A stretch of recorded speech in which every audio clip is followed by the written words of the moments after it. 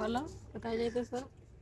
আমরা ওমা সোজা কইরা রাখো, সোজা কইরা ছবি নিলাম, সোজা কইরা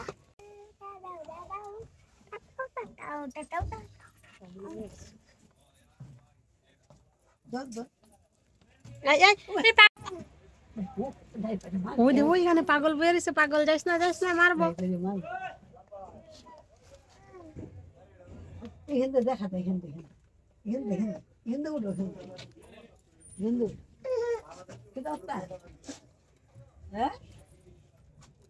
এই যে পুলিশ কিন্তু লাঠি নিয়ে দাঁড়াই দিছে সামনে, যায় না আসা।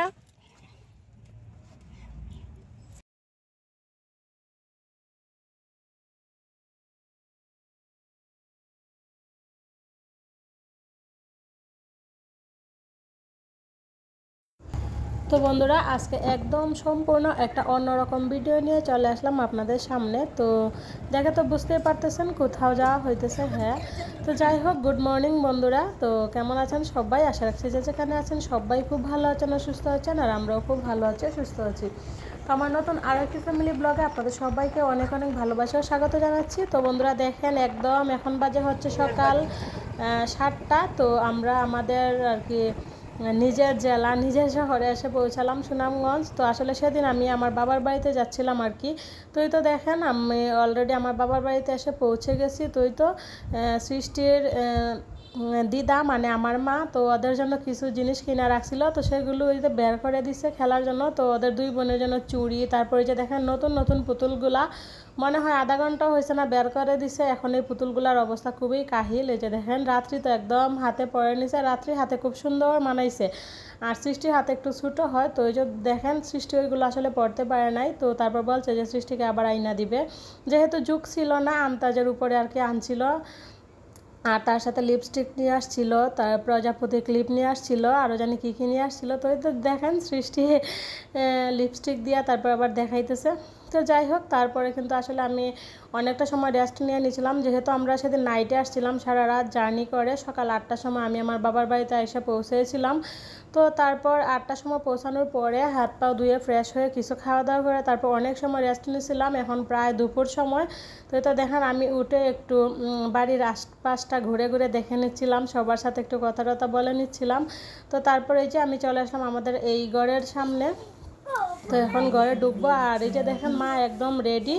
তো আমাদের ওইখানে আসলে একটা কীর্তন হইতেছে, তো সেই কীর্তনে যাবে। তো সেই জন্য সৃষ্টি রাত্রি ওদের দুই বোনকে নিয়ে যাবে। আর এই যে দেখেন ওই পাশটা হচ্ছে আসলে আমাদের বাড়িঘর, গ্রামীণ এলাকা বুঝেনি আগের দিনের আর কি পরিবেশ। আসলে আগের দিনের যে গ্রামীণ পরিবেশ, গ্রামীণ ছোঁয়া আসলে গ্রামে আসলে বোঝা যায়। আমরা শহর অঞ্চলে থাকি, গ্রামীণ সেই পরিবেশটা সেই ছোঁয়াটা আসলে পাওয়া যায় না। দেখেন ওইদিকে ওরা দুই বোন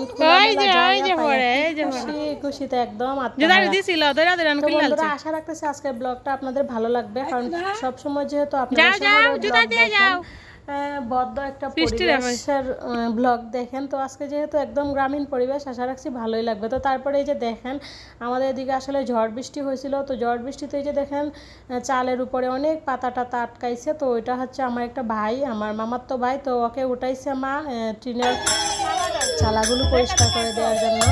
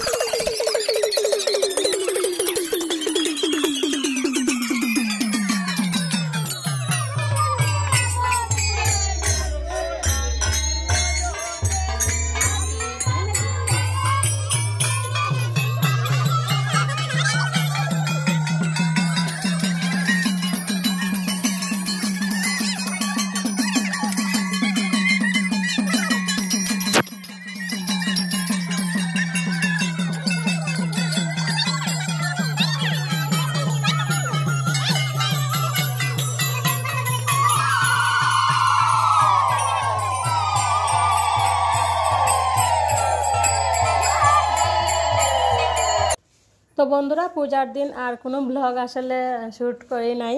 তো যাই হোক, এটা হচ্ছে ডুল পূজার পরের দিন ছিল আর কি। দেখেন ওইখানে প্রচুর পরিমাণে ঝড় বৃষ্টি হয়েছিল, দেখেই বুঝতে পারতেছেন, মানে প্রচুর পরিমাণে শিলা বৃষ্টি, বাতাস, ঝড় তুফান প্রচুর পরিমাণে হয়েছিল। আর দেখেন কি অবস্থা, একদম গাছের ঢাল ডুল ভাঙিয়া পাতা টাতা পইরা কি অবস্থা।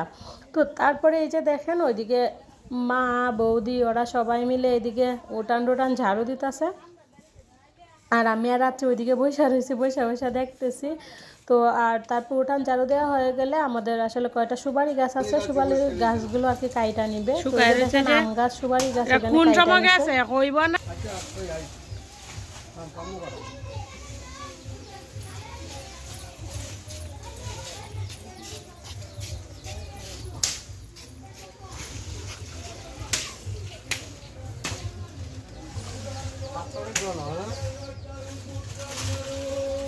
খাপ কার দোকান থেকে আনছো?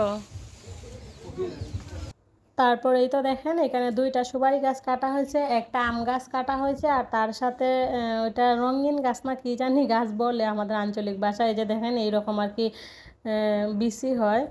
তো 3-4টা গাছ আসলে কাটা হয়েছে। আর সুপারি গাছটি দেখেন কত বড় বড় সুপারি হইতো। তো সুপারি গাছগুলো কাটার একটাই কারণ ছিল, গাছগুলি একদম চিকনা চিকনা ছিল, মানে বাতাস আসলেই একবারে এমন হেলতো দুলতো মনে হতো যেন একদম ভাঙা পড়ে যাবে, কিন্তু না, আসলে সুপারি হইলে সুপারি পর্যন্ত পড়তো না। আর ওই গাছগুলোর মধ্যে যে একটা ফুলাপান তুইলা দিব ওই রকমও কোনো ক্যাপাসিটি ছিল না, মানে এত পরিমাণে চিকনা ছিল। কারণ সবারই তো মনের মধ্যে ভয় থাকে, সুপারি গাছটা এমনিতেও অনেকটা উঁচু হয়, আর যেহেতু এত একদম হালকা পাতলা ছিল, যদি কোনো পোলাপান উঠলে পরে ভাঙা নিয়ে পড়ে তো মানে সেই বয়ে কাউকে তোলাও যাইতো না, সুপারি পড়তোও না, 1টা 2টা করে এরকম পইরা পইরা নষ্ট হইতো, মানে পাড়াও যাইতো না। তো সেই জন্য মা বলতেছে যেহেতু পারতেই পারি না, খাইতেই পারি না, তাহলে গাছগুলা কাইটা নেই। তো সেই জন্য আর কি সুপারি গাছগুলো আসলে কাটা হয়ে গেছে। আর তার সাথে দিকে এই যে আম গাছও কাটা হয়েছে। আর আম গাছের ডালগুলো সম্পূর্ণ আসলে অন্য মানুষের বাড়িতে গেছিলো। তো যেহেতু অন্য মানুষের বাড়িতে গেছিলো বিদায় আর কি, যাদের বাড়িতে গেছিলো চালের উপরে গেছিলো, সেই গাছ থেকে আসলে আমরা আম খাইতে পারতাম না, ওরাই মানে আম নিয়ে নিত। তো সেই জন্য মা বলে নিজেরা আমও খাইতে পারে না কিছু না, তাহলে একটা গাছ কাইটা নিয়ে, আরও তো গাছ আছে সমস্যা নয়। তো সেই জন্য আর কি একটা আম গাছ কাটা হয়ে গেছে। তো লাকড়ি হইলো, আর গাছ আসলে সম্পূর্ণ কাটা হয় নাই, মানে উপরে ডালগুলো আসলে ছাটাই দেওয়া হয়েছিল, গুঁড়িটা আছে বা বেশি অংশে রয়েছে আর কি।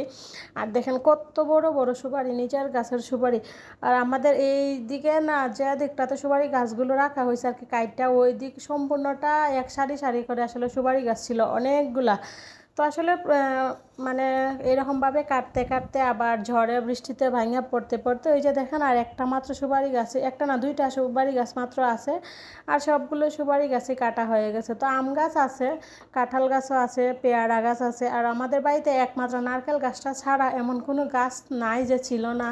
একদম জলপাই গাছ থেকে শুরু করে আতাফল গাছ থেকে শুরু করে ফুল গাছ থেকে শুরু করে প্রত্যেক গাছে ছিল। তো ওই যে ওইদিকে আরও ঘর করা হয়েছে, 2টা ঘর করা হয়েছে, এইদিকে আমাদের ঘর করা হয়েছে। তো এইভাবে করতে করতে অনেক গাছই কাটা পড়ে গেছে, এখন আর বেশি গাছ নাই বললেই চলে। এখন আছে 2-3টা আম গাছ আছে, 2টা কাঁঠাল গাছ আছে, পেয়ারা গাছ আছে, তারপর সুপারি গাছ আছে, কয়েকটা ফুল গাছ আছে, মানে বেশি অংশ গাছই কাটা পড়ে গেছে আর কি।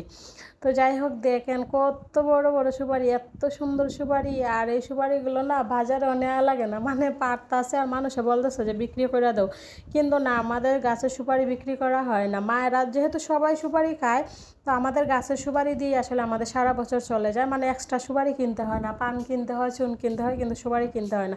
তারপর বিকালবেলা চলে আসলাম মাঠে, মা বলতেছে যে নিজের জমিগুলো একটু দেখে আস গিয়ে কীরকম হয়েছে না হয়েছে। তো সেই জন্য যে দেখেন চলে আসলাম। আর দেখেন সূর্যি মামা একদম অস্ত যাবে যাবে এই সময় আসলাম আসলে আমরা ঘুরতে। তো এই যে দেখেন আমার কতগুলো ছোটো ছোটো কচি কাচাকে নিয়ে আসলাম। তো ওরাও বলতেছে ঘুরতে যাবে, আমিও বললাম তাহলে চল। তো এই যে সবাই মিলে মাঠে চলে আসছিলাম, আর দেখেন মাঠের খুব সুন্দর দৃশ্য, আর বৌদিও ছিল আমাদের সাথে। আর তারপরে যে দেখেন আমার 2 রাজকন্যা, তো ওদের দাদু ওদেরকে জামা এনে দিছে। তো সৃষ্টি নিজেই পছন্দ করছে লাল কালার জামা নিবে, তো সেই জন্য 2 বোনে এক জাত জামা নিয়ে আসলো। আর তারপরে যে দেখেন বাবা এখানে বসে বসে চাল বাছতেছে। তো আসলে বাবা যদিও অসুস্থতার কারণে তেমন কোনো কাজকর্ম করতে পারে না, তারপরও একবারে করে, তা মানে করে না যে তা নাই। যে দেখেন বলতেছে আমি তো বসেই থাকবো, তাহলে চালগুলো আমার কাছে দে, আমি ধান বাছি। তো এদিকে আমি আর রাত্রি বসে রয়েছি, মানে আমিও বাবার সাথে চাল বাছছিলাম, কিন্তু রাত্রি আসলে এতক্ষণ ঘুমাইছিল, এখন উঠছে। তো সেই জন্য ওকে একটু নিলাম আর বাবা ওইদিকে বসে বসে চাল বাছতেছে। তো আসলে আজকে এখনও স্নান করা হয় নাই, এখন স্নান করব, স্নান টান করে তারপর দুপুরে খাওয়া দাওয়া সারবো আর কি। তো ওর সাথে বসে বসে একটু মজা করতেছি। আর হ্যাঁ, আজকের ব্লগটা কেমন লাগলো প্লিজ একটু কমেন্টস করে জানাবেন, একটু আমাকে হেল্প করেন না প্লিজ, একটু ধৈর্য সহকারে আমার ভিডিওগুলো দেখেন, একটু লাইক করেন, একটু কমেন্ট করেন এবং বেশি বেশি করে আমার ভিডিওগুলো শেয়ার করে দেন। আর এই যে দেখেন বড় মা ওইদিকে, বড় মা স্নান করে না, যেহেতু গাছ টাছ কাটা হয়েছে বুঝে নেই, কেউই স্নান করে নাই। একদম বাড়িঘর পরিষ্কার করা হবে, তারপর সবাই মিলে স্নান করব। তো স্নান করব হচ্ছে নদীতে, নদী স্নানের আসলে মজাই হচ্ছে অন্যরকম, তাই না? যারা সবসময় বাড়িতে থাকে নদীতে স্নান করে তারা জানে যে নদীতে স্নান করার মজাটা কী। তো আসলে আমি আসলে পরে 2 দিন হইলো, 3 দিন আজকে নিয়ে।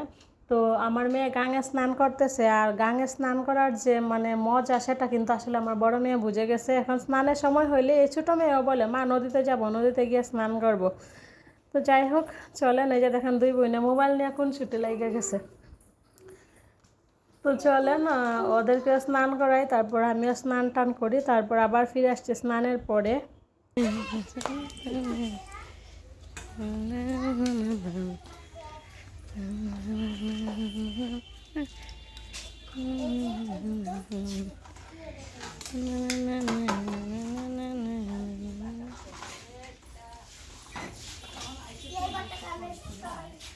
তো বন্ধুরা আজকের মতো ব্লগটা এখানেই শেষ করতেছি। সবাই ভালো থাকেন, সুস্থ থাকেন, ফিরে আসছি আগামীকাল নতুন আরও একটি ব্লগ ভিডিও নিয়ে। তো আজকের মতো এখানেই টাটা, বাই বাই। তো আবারও বলতেছে প্লিজ আমার ভিডিওটা বেশি বেশি করে শেয়ার করে দিবেন, যাতে আপনাদের মতো সবাই আমার এই ভিডিওটা দেখে নিতে পারে। বাই।